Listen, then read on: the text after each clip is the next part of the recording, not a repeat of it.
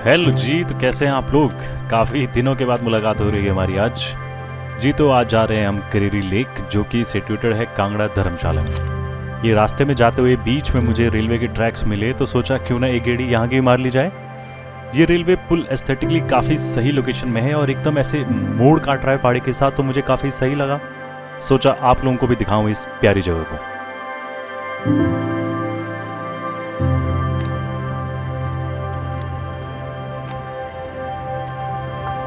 कुछ टाइम वो पुल पे ब्रेक लेने के बाद मैं निकल चला गया धर्मशाला की ओर। तकरीबन 4 आवर लगे मुझे अपने घर हमीरपुर से यहाँ पहुँचने में। और अब जो अगला ब्रेक लिया है मैंने, वो करेरी विलेज से था कोई 3 किलोमीटर पीछे। इतनी खूबसूरत जगह थी कि क्या बताऊँ।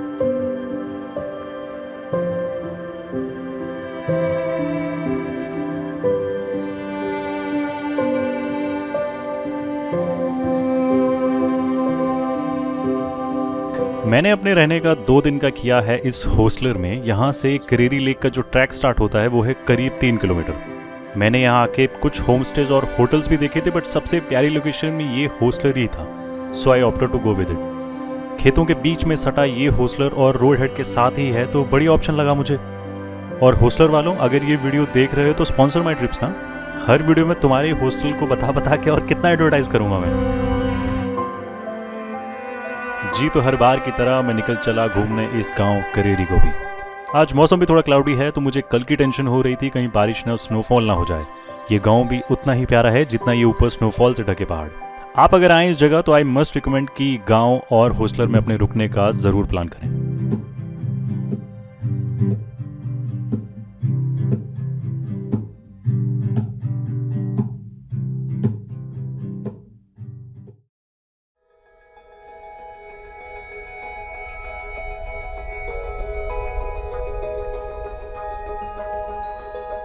जी तो सुबह 7:30-8 बजे मैं निकल चला था करेरी लेक ट्रैक के लिए। मुझे 10 से 15 मिनट लगे यहाँ स्टार्टिंग पॉइंट तक पहुँचने में हॉस्टलर से।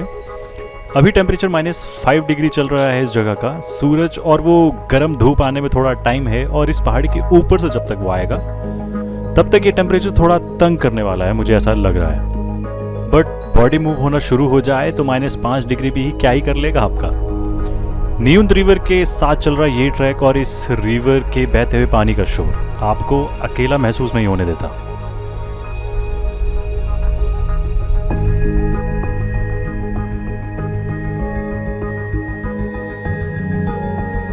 जगह जगह रास्ते में गिरी ये स्नो और साथ में इस ग्रीनिश जंगल का कॉम्बिनेशन इतना सही है कि चलते हुए आपको महसूस भी नहीं होगा कि कितनी दूर निकल आए हैं। हर मोड़ के बाद ही अगला व्यू पिछले वाले से और प्लीजिंग होता जा रहा है। जितना मैंने पता किया था लोकल लोगों से, तो मुझे 99% सभी ने ही इस ट्रैक के लिए मना किया था। उन्होंने बोला था कि काफ़ी स्नो है आगे चल के, तो ट्रैक करना बहुत मुश्किल होगा। But I still wanted to check this out myself, और निकल आया था मैं इस ट्रैक पे।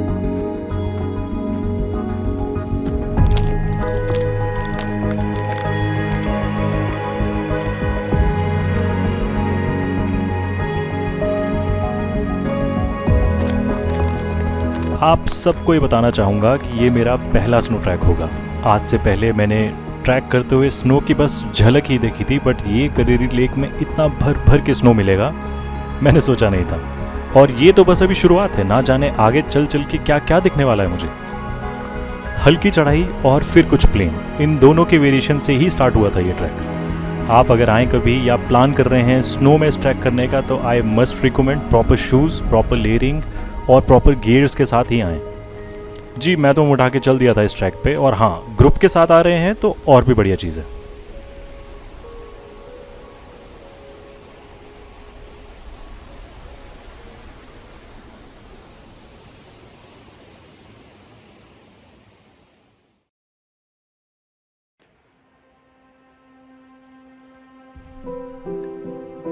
आज ट्रैक पे इस धूप का बेसब्री से इंतज़ार था मुझे। चलते चलते अब हम 2.5 से 3 किलोमीटर का रास्ता कवर कर चुके हैं, और रिवर क्रॉस करके अब हमने इस पहाड़ को चढ़ना शुरू कर दिया है। बताना चाहूँगा, रिवर से 2 रास्ते निकलते हैं, एक राइट और एक लेफ़्ट। आपको लेफ़्ट वाले पे आना है। राइट वाले पे चले गए तो आगे 1 किलोमीटर जाके वापस आना पड़ेगा। तो आगे चल के रास्ता बंद कर दिया गया है। ध्यान आपको ये भी रखना है कि ट्रैक पे जो पहली दुकान या हट आएगा वहाँ से लेफ़्ट होना है, और रिवर भी उसके साथ ही है।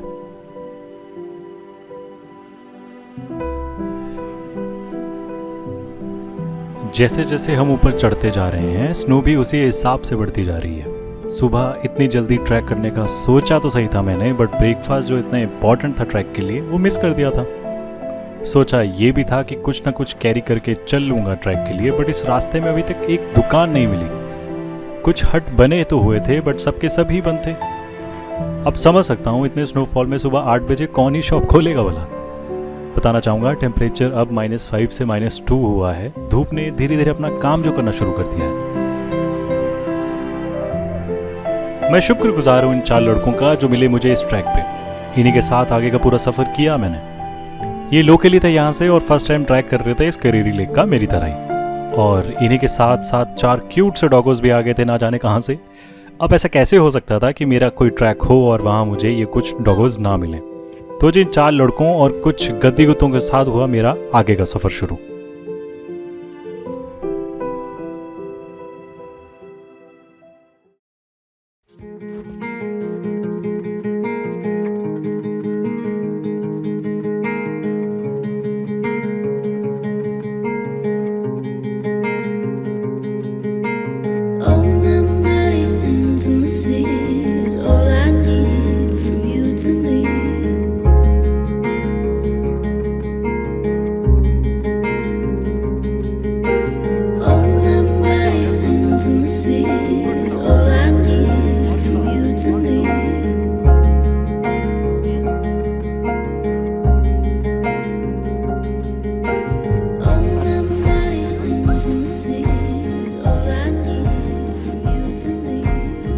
मैं कन्फेस करना चाहूँगा कुछ आप लोगों से कि मैं शायद इस ट्रैक पे इतनी दूर तक आया होता अगर ये 4 लड़के मेरे साथ इस ट्रैक पे ना होते।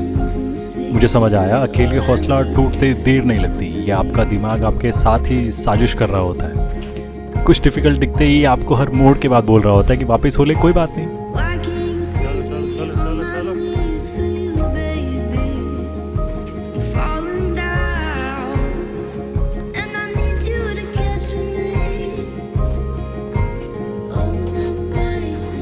बट कुछ लोग साथ हों तो दिलासा सा बना रहता है और आप 3-4 किलोमीटर एक्स्ट्रा ही चल लेते हो।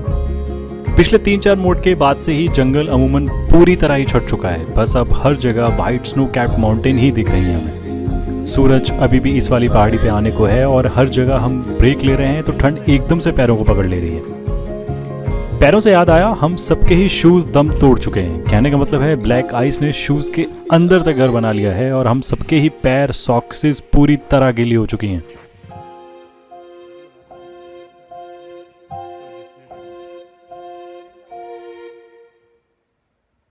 बना रास्ता बना, फंस नहीं गया, वो मजे ले रहा है।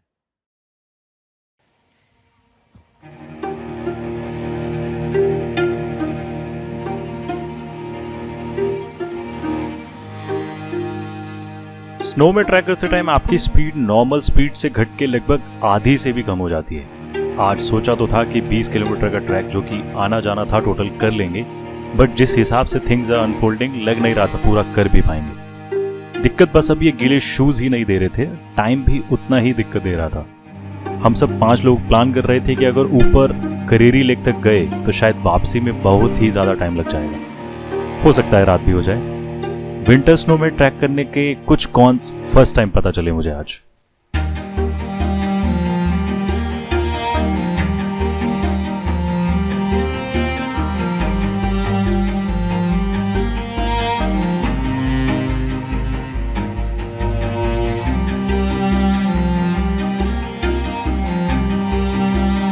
वो राइट साइड में जो हट आप लोग देख पा रहे हैं उसी में लंबा ब्रेक लिया हमने। जब तक वहाँ सामान रखा इन सब ने तब तक ये छोटे मंदिर के दर्शन सोचे मैंने करने के लिए। नीचे जहाँ पे स्नो स्टार्ट हुई थी, सच्ची बताऊँ उस टाइम तक सोचा नहीं था कि नीज तक स्नो मिलेगी ऊपर आके। वैसे सच बोलूँ तो लोकल्स ने बताया था कि ऊपर ऐसा हाल होगा, but like I said earlier मैं खुद से चेक करना चाहता था।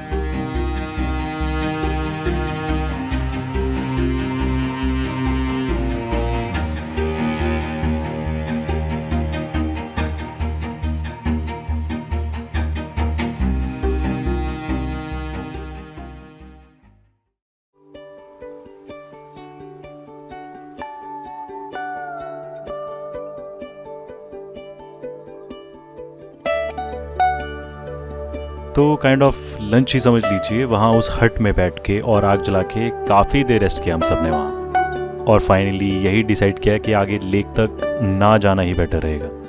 Things are not going good with all of us, तो हमने सोचा यहीं से वापस हो लिया जाए। मैंने अपने पुराने कुछ ट्रैक के वीडियोस में भी बताया है काफ़ी बार कि नेचर से ज़बरदस्ती नहीं कर सकते। हाँ, ये चीज़ ज़रूर याद में रखी कि अगली बार से स्नो ट्रैक्स के लिए प्रॉपर स्नो शूज़ होना मैंडेटरी हैं along with trekking poles and stuff. तो अब नीचे का सफ़र शुरू किया हमने। Yes, I regret not going to that lake, but अभी सीज़न में वैसे भी फ्रोज़न होता तो उसका वो नेकेड चार्म देख पाना पॉसिबल नहीं था। बस ऐसी कुछ चीज़ें बोल के ही मन को बहला रहे थे हम सब। इस ट्रैक को मार्च एंड के बाद ज़रूर प्लान करूँगा मैं।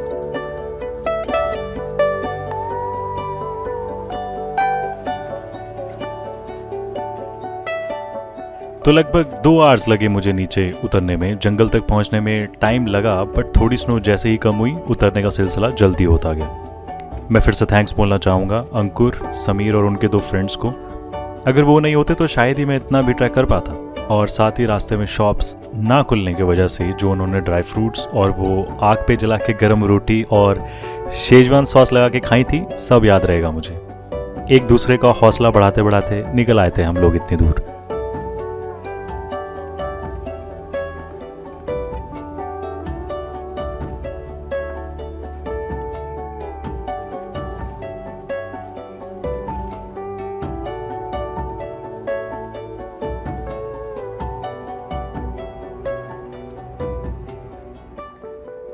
तो चलिए अलविदा लेता हूँ इस अधूरे ट्रैक से मैं आपसे। अब आपको ये अधूरा ट्रैक करके मेरे साथ कैसा लगा मुझे नीचे कमेंट्स में ज़रूर बताएं। और अगर अच्छी लगी ये वीडियो तो इसे लाइक ज़रूर करें। ऐसी वीडियोस और बनाने में इससे हेल्प मिलती है मुझे बहुत। अगर आप अभी तक इस वीडियो में बने हुए हैं तो thank you so much for you all for spending your valuable time with me. Peace out.